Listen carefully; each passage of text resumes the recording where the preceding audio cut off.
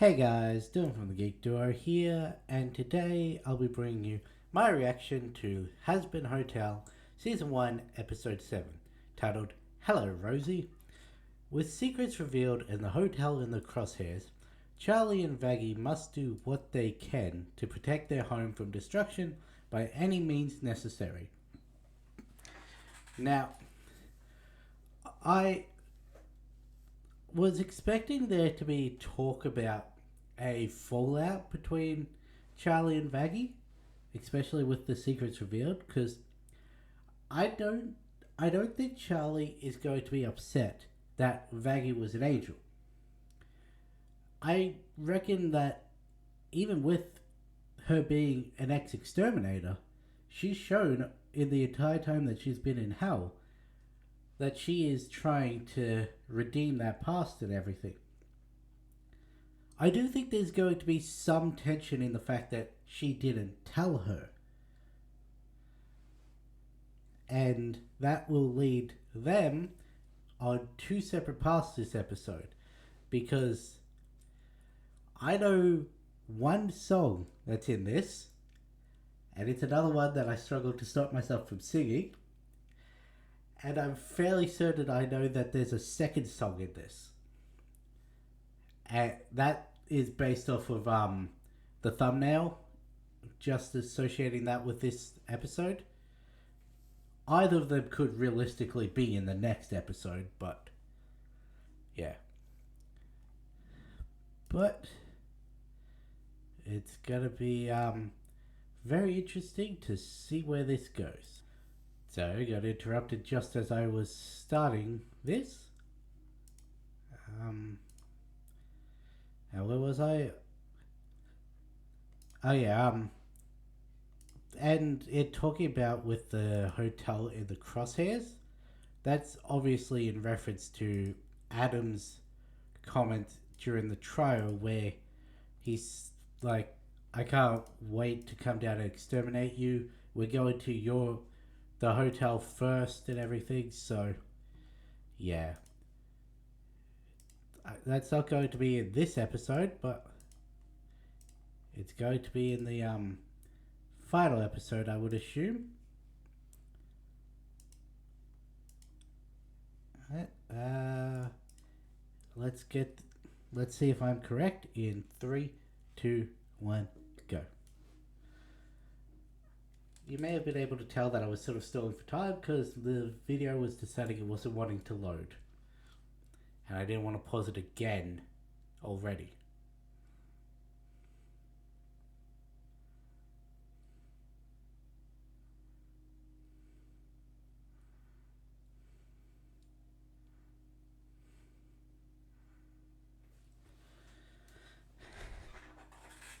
It is a little sad that this is the penultimate episode. They got torn off.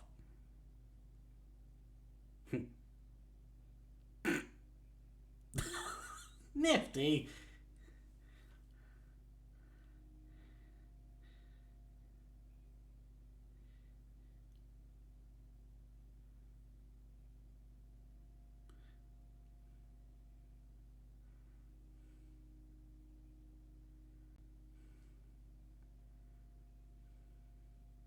Oh. So Petrus has been chosen.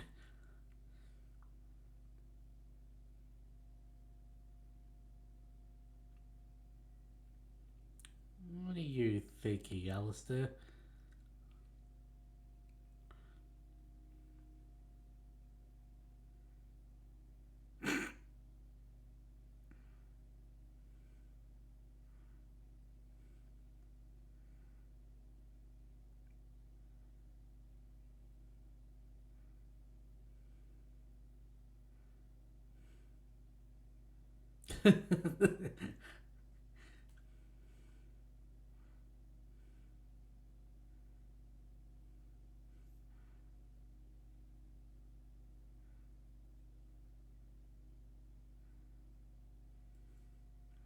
I like how the bed sheets are a steak and apple.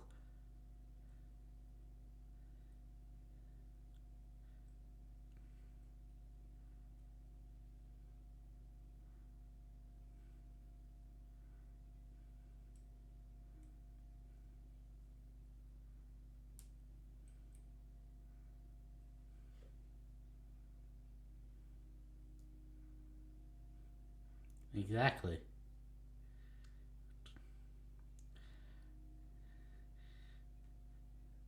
As far as I know, I'm pretty sure he's physically incapable of not smiling.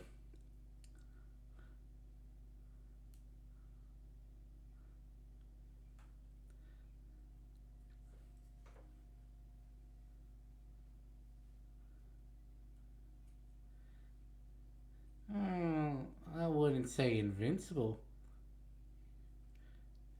Hmm.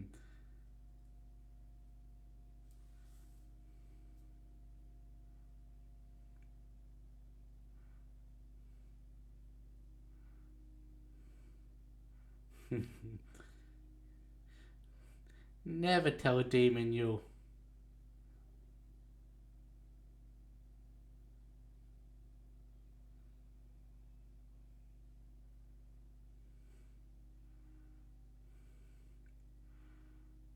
Hmm.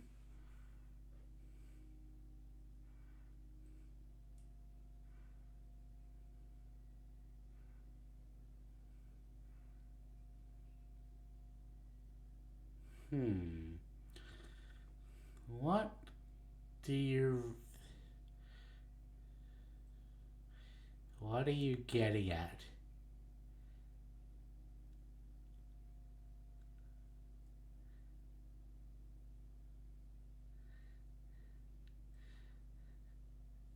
Now he's got both of them.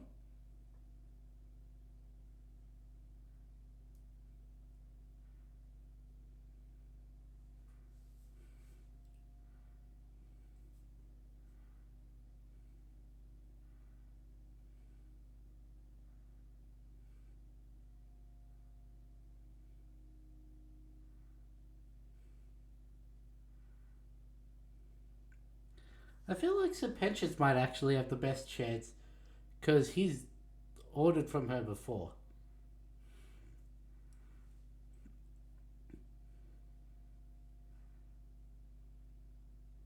Hmm.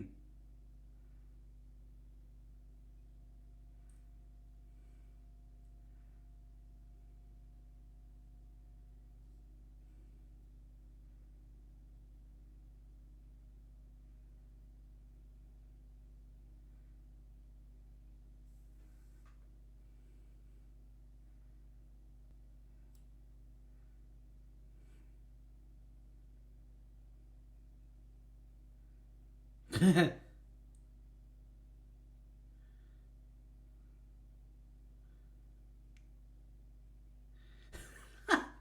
mean, that's fair.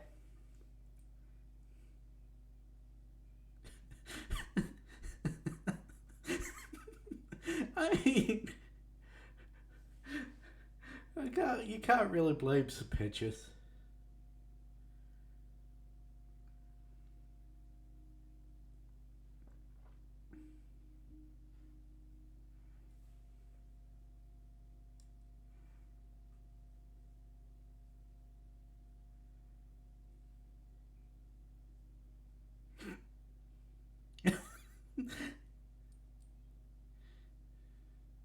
I mean, I'm pretty sure two of them can't leave.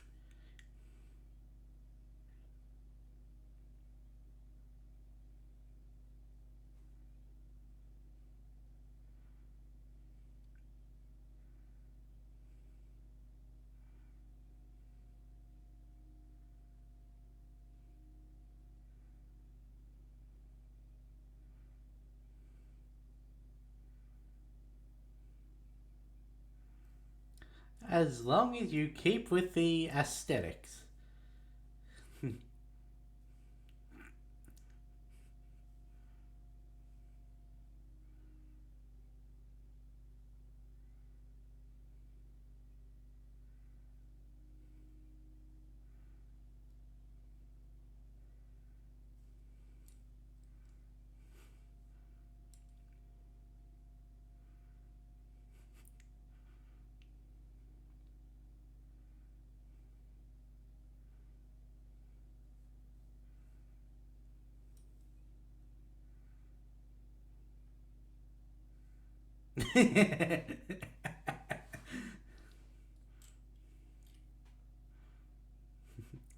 And there we have the in-universe confirmation about Alistair being Ace.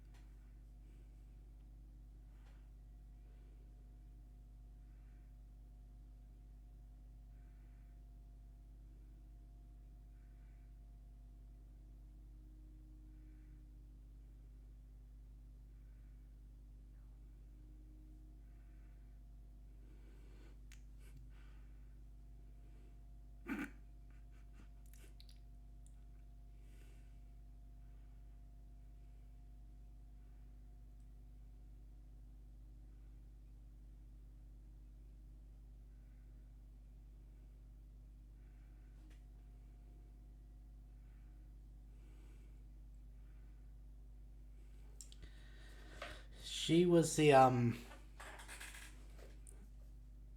overlord that I mentioned I knew about during the last meeting.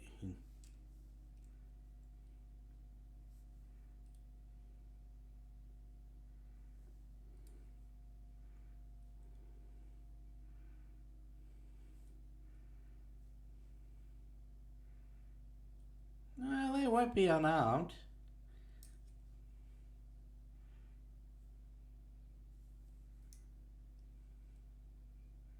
Hmm.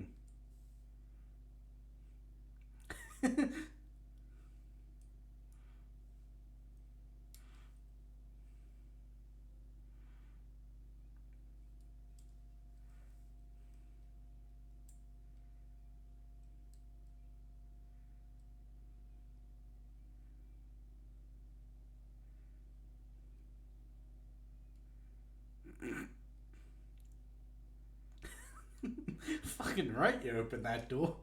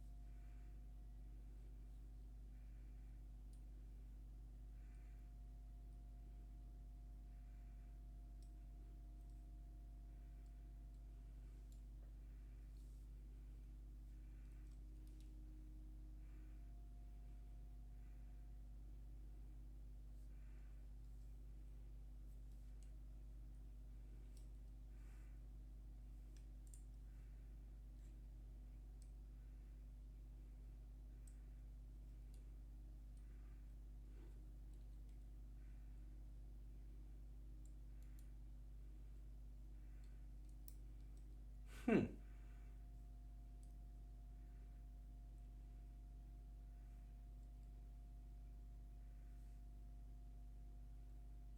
Yeah, I think I know how angels attack. Cannabets.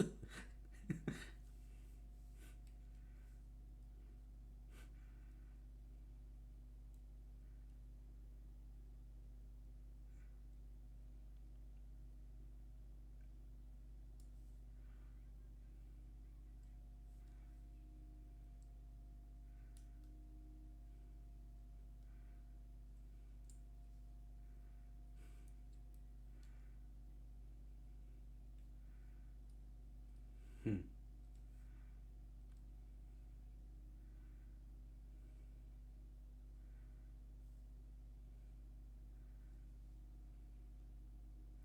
Fucking Susan.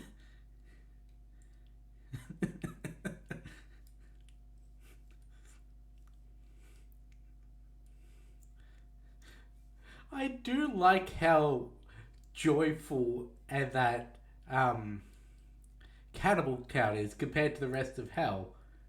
When you think that it's Cannibal Town.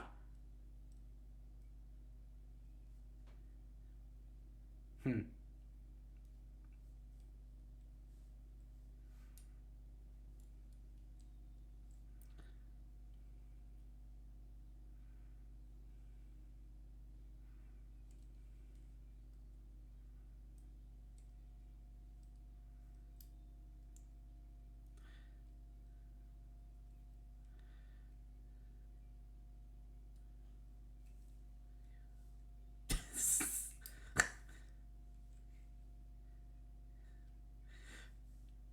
I would have said that well before then.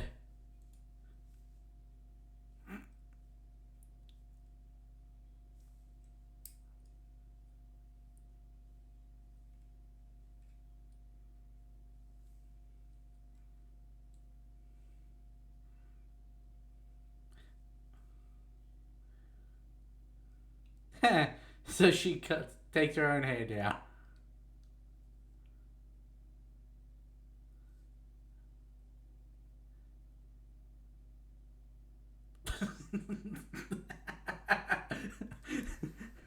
I mean, that is why most people picked up on it.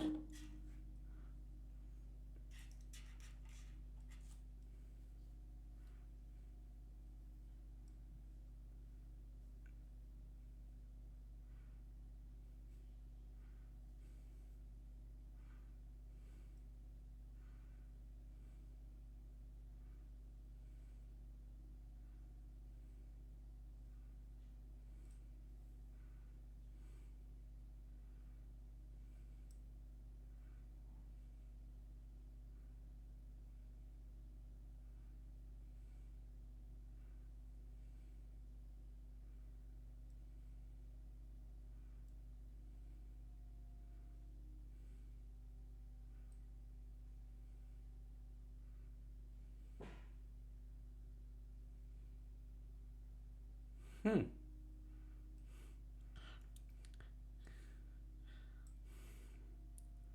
I was right about this being in here.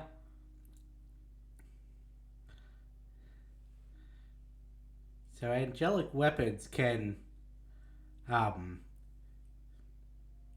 kill anything by the seams of it.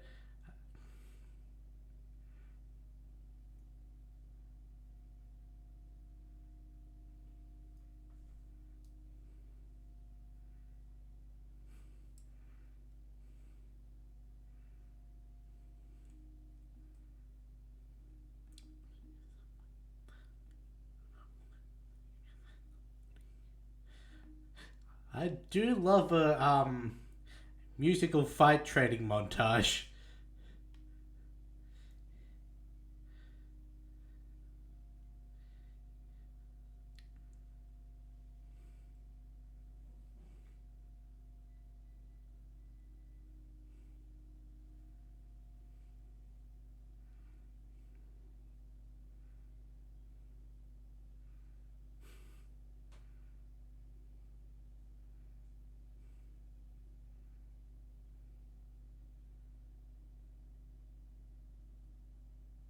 You got your wings back. Huh. Neat.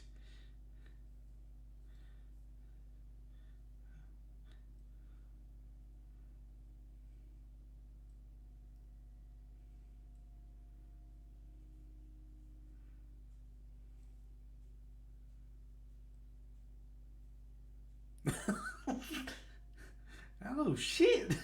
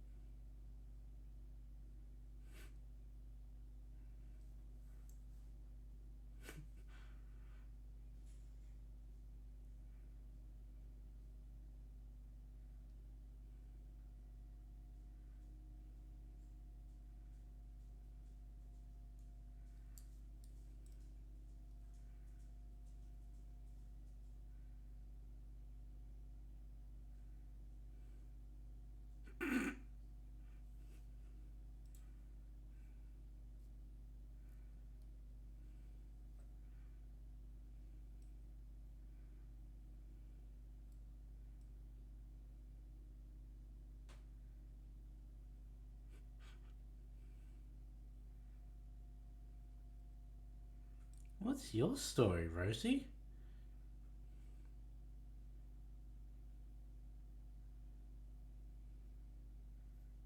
Hmm.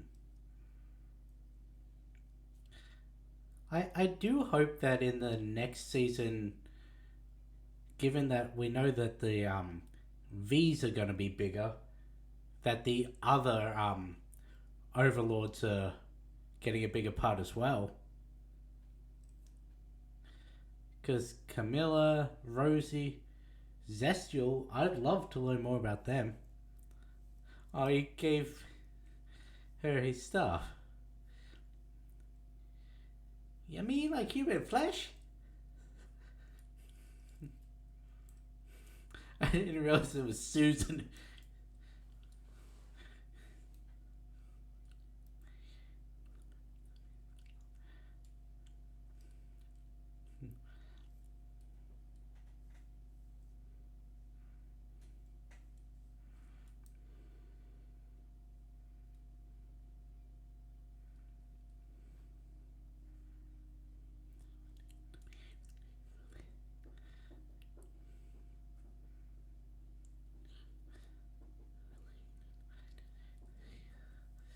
By die, do you mean lose my flesh? What? I do. The cannibal parts of this song I just love. Not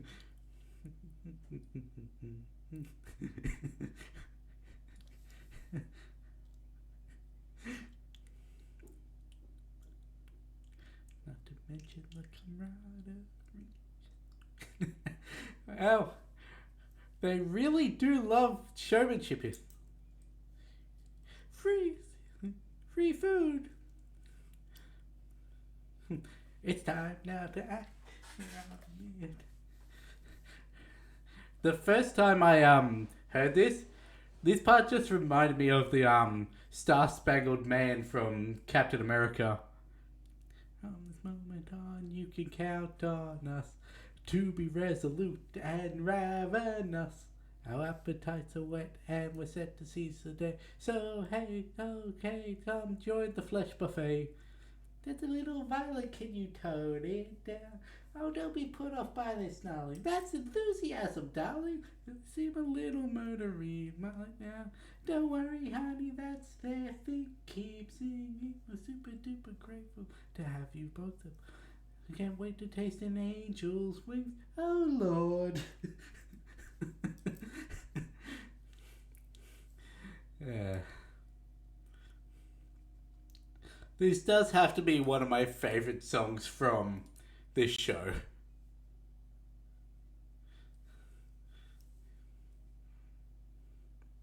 They're dancing along, they're singing. Surprised why I knew she could do it all along. He did say that he knew she could do it. I still don't know what his deal is. Because there are times where he genuinely seems to care, and other times he seems like he's even manipulating her.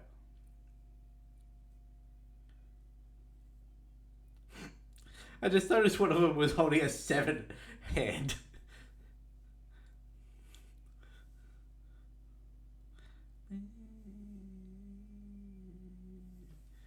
I really hope that I'm ready for this. I wasn't sure if that was going to be the end of the song.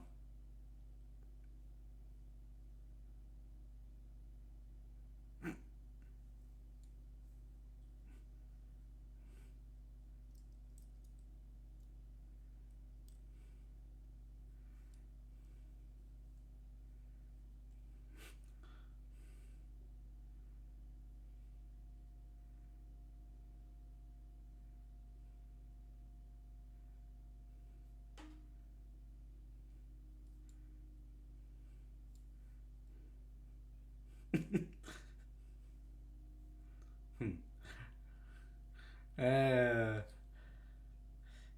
that BT likes him.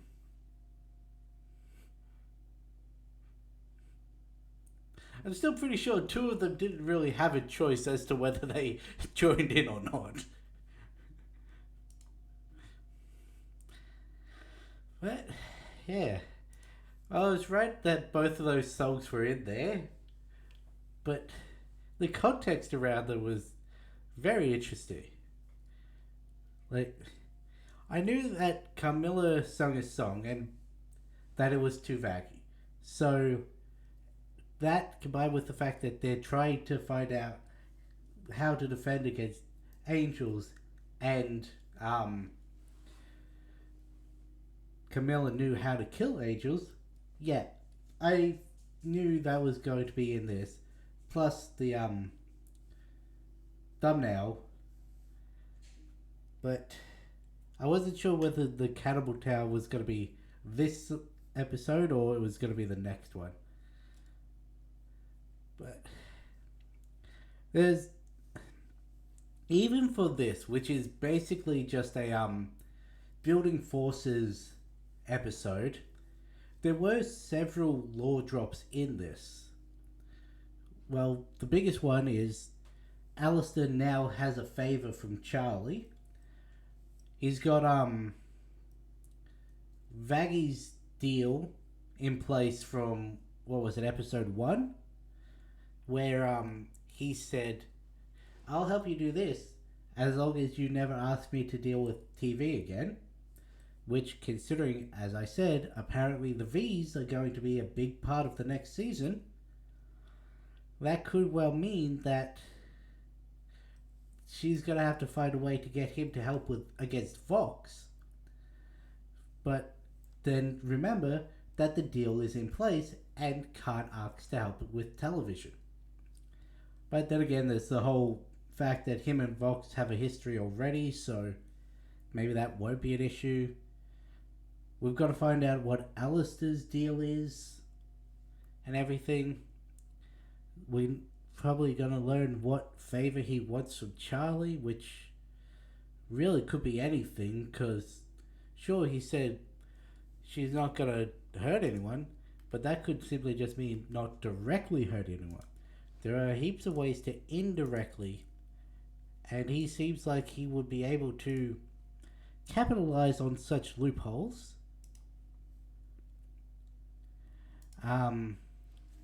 We actually saw Carmilla kill the Exorcist and that using her angelic steel ballet slippers. Rightio, that's definitely a choice. I can't imagine they would be comfortable to walk around in. Then again, walking around on point all the time wouldn't be comfortable anyway, but I loved her interactions with Vaggy in this. It's like, you've got an X over your eye and you're holding an angelic spear. Of course you're an exorcist.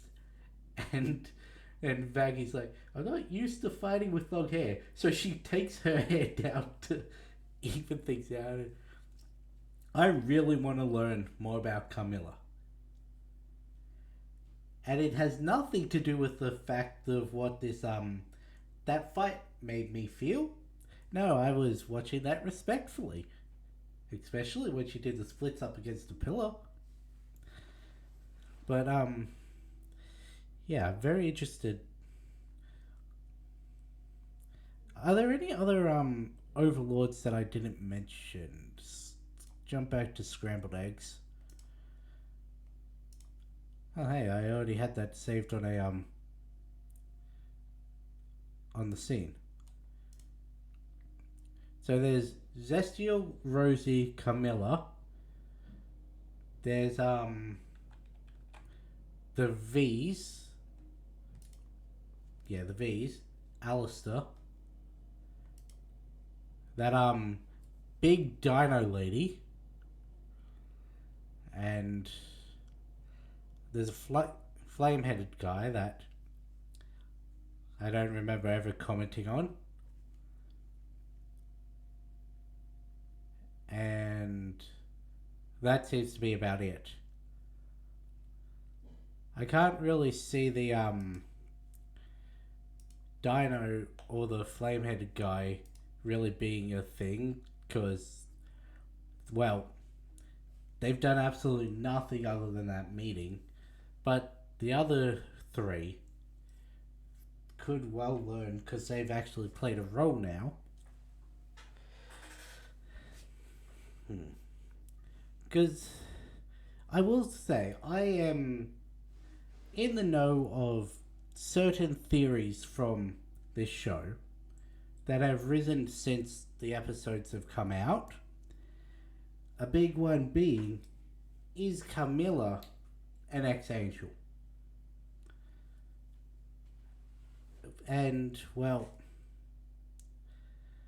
I do think it's weird that her and her daughters all managed to end up in hell.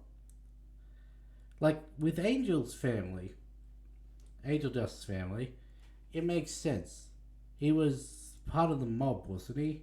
Like him, his brother, his parent, well, at least his father, I'm pretty sure. I think that was in one of the early ones. Yet then again, his sister went up, well, isn't in hell. That's all we know. And apparently, one of the angels that we saw in heaven actually has the same, well, a similar character model to the prototypes for Angel's sister. So it's that'll be interesting. But yeah, I don't know if I subscribe to that. Like before this episode, yeah, no, I agreed with it, but the fact that angels don't even know that angels can be killed with holy weapons. I thought she was using some prior knowledge. Like maybe she was a weaponsmith up in heaven, and so that's how she knew about the weapons. Meanwhile, the exorcists wouldn't, because they just use the weapons. But yeah, no, she seemed surprised at the fact that it happened as well.